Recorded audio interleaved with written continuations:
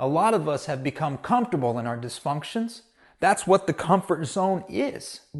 Every single time we try to step outside the comfort zone, fear hits, we freeze, and we fall back. That's why I call fear a barrier, because it stops us from reaching our full potential. So when fear hit, I fell back to my old ways, my old habits. I went back to what was comfortable.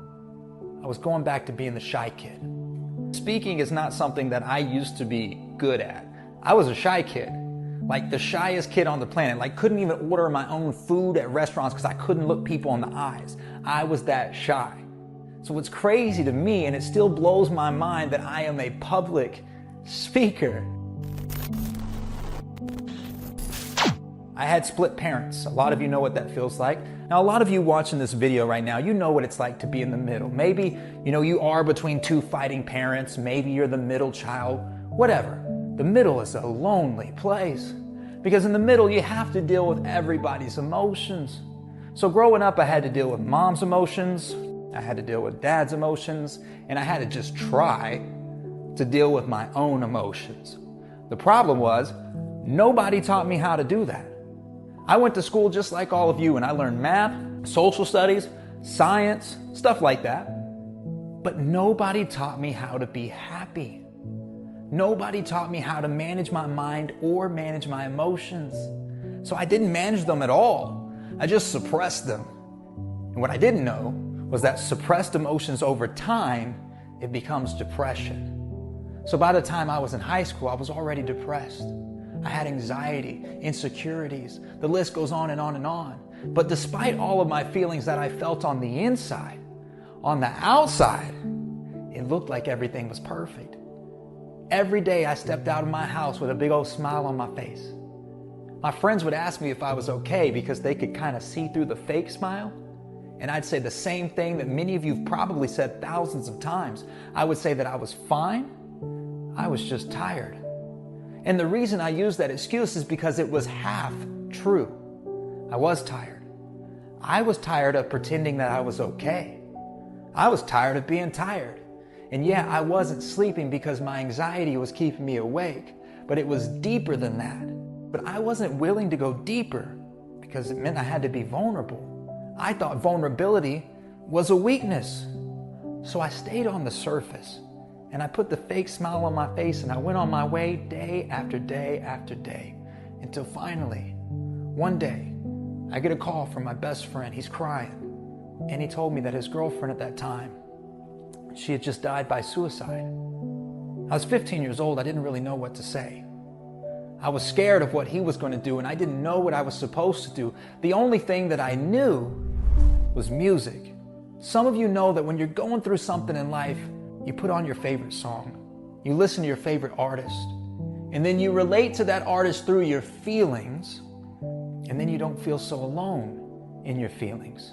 So that night that my friend called me crying, I told him, bro, come over to the house tomorrow. Let's put together a song. And the reason I had that idea was because his girlfriend, to me, was the happy girl, the lucky girl, the cool girl. So with a sense of urgency, me and my friend, we got together the next day. We put together a song that we called Life Lessons. And I put my emotions into my music. I asked myself, how would it feel if you were her? Because I knew what it felt like to hide behind a fake smile. So I put those feelings into the song. I wrote the song 10, 15 minutes. Felt good about the song. It was done. It was time to take it to the schools. It was time to make a difference. And then all of a sudden, I got a case of the what ifs. It came with a bunch of questions like, what if nobody likes me? What if nobody listens? What if I'm not good enough? Right there in the studio, I looked over at my friend. I said, bro, I can't do this. I said, I'm the shy kid. Right there in that moment, I labeled myself the shy kid. And I learned something very important. If you label yourself, then you limit yourself. It doesn't really matter what people say about you, but whatever you say about you, that's what becomes true to you. I went back to what was comfortable. I was going back to being the shy kid. But then I saw the look of defeat on my friend's face. And I realized that this was one of the darkest moments of our lives. And this idea that I had to make a difference, it was like the light at the end of the tunnel, It gave us hope.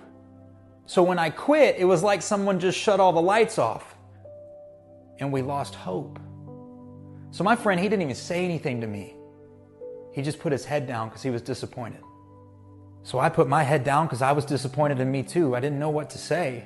And we sat there in the studio, 10, 15 minutes goes by. We're sitting in silence. Nobody's talking. It starts to get awkward. So I just push play on the song and I had the song playing on loop. 10 more minutes goes by. He still hasn't said anything to me. And then all of a sudden, there's this random knock at the studio door. I go and I answer it. There's this random lady there. To this day, I don't even know her name. I don't know why she was there. The only answer that I have to this story is fate. Like it just had to happen. It was late. It was like 9, 10 o'clock at night. No one should have been there. She said she was walking by the studio and she could hear the music from outside. So I was like, is it too loud? You need me to turn it down? And she goes, no. Actually, I was going to see if you would let me come in and listen to that song. Stranger danger, right? I probably should have said no, but I had this gut feeling that I should let her in, so I did. She came in, she sits at the back of the room. Me and my friend are sitting up at the studio desk. I press play on the song and I put my head back down. About halfway through the song, I hear the door close behind me and this lady is gone. I turned off the computer, I shut off the lights. I'm walking out my studio door to leave. I'm going home and there she was. Standing in the doorway, the same lady, but this time she had tears running down her face and she had a ring in her hand. She hands me the ring and I look down at it and on the side, in big bold letters, it says, hope. That might not sound crazy to you all because you know hope's on a lot of jewelry and stuff like that, but to me in that moment, me and my friend, we had just lost hope. Hope was all that we needed. So it weirdly made sense. She put her hand on my shoulder and she started to cry. She goes, I know you don't know me. She said, I just came into this town because I was comforting one of my friends that lost her son to suicide. She said, I live about 5 hours away and I came as soon as I heard what happened. I left my job short notice. She said, my boss, he called me on the way here. He didn't understand. He fired me. She said, I just lost my job. She said, I was going to stay with my grandmother, but you're not going to believe this. My grandmother just passed away. She said, it feels like I'm losing everything. And then she took a deep breath. And she goes, but that's okay, because your song right there just gave me hope. She goes, I believe that's all we need. All we need is hope. And that right there became the hook of my song. And I believe that because in that moment I realized what real hope is. When I was a kid, I thought hope was like a wish. I thought it was what you said to somebody when you didn't know what to say. You know, I'm not traveling around the country telling kids, hey, I hope you graduate. No. Hope is deeper than that. To me, you are hope. I am hope. We are hope.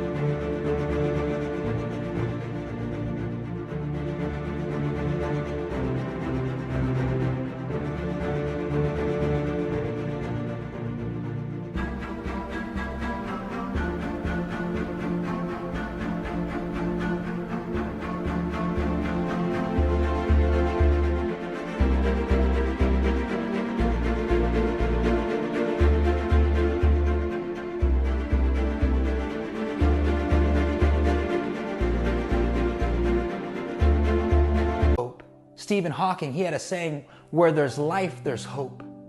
It's through the things in life that you go through that make you who you are, and then when you tell people the truth, it gives them hope. But here's the truth, ladies and gentlemen. The truth is not just what you're going through and what you've gone through. It also includes how you're feeling and how you're dealing with it. So if you're not talking about your feelings and you're not telling people the full truth and you're not fully connecting to the people around you, that's why you may be able to sit in a room full of 500 people and still feel alone, because you're alone in your feelings. But when you tell people the truth, it gives them hope. So if you're holding back the truth, holding back your stories, holding back your feelings, then what you're really doing is you're holding back hope. If you could overcome that fear barrier in your life that's stopping you from telling the truth, then even the deepest, darkest moments in each and every one of your lives has the potential to one day become that light at the end of the tunnel for somebody else. If you have the courage and the confidence to stand up and tell your truth. And the good news is, courage and confidence, it's like currency. It can be exchanged, it can be borrowed. We're all connected and we're all in this together.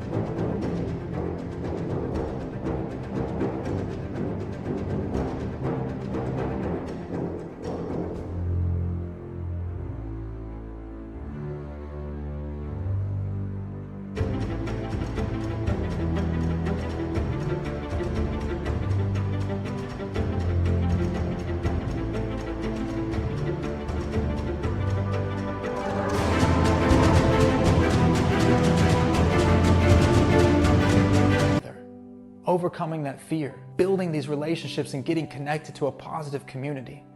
And life gets easier, lighter, and better when we do it together. So let's get connected. Connection is important. That's how we're watching this video right now, through your internet connection. You know that feeling that you get when the internet goes out? Or you're in a place where you don't have cell phone service? I believe that's the same type of feeling that somebody gets when they walk into school every day and they have no friends. The same feeling that somebody gets when they go to work every day and they have nobody to talk to, sitting alone at lunch. And if you are...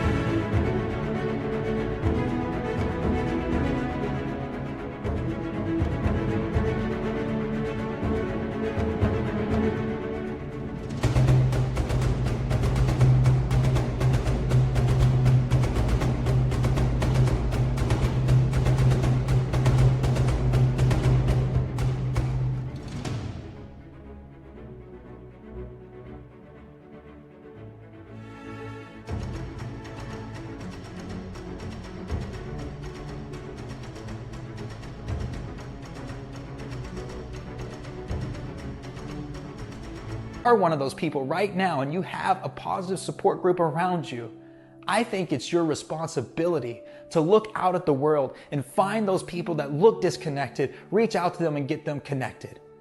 The only thing that might be stopping you from doing this is fear. Fear's the barrier, remember? Fear of failure, fear of rejection, fear of just not being good enough. When I was a kid, fear ran my life. I had a fear of everything. Everything made me scared. And my mom, she used to teach out of fear. She used to tell me, you better not fail, you better not fail, you better not fail. So I got to the point where I had a negative fear of failure. That's why I never tried. But then I got older and I met successful people and I realized that everybody has a fear of failure, but successful people have a positive fear of failure. They're so scared of failure that they never stop trying because that's how bad they want to succeed. They see failure from another perspective, which is a stepping stone to success. It is necessary. There comes a point in everybody's life where they feel like they're under too much pressure. They feel like the weight of the world is on their shoulders and they're being crushed. And when that happens, you start to think things like, I need out. But you don't need out. You need help. You need...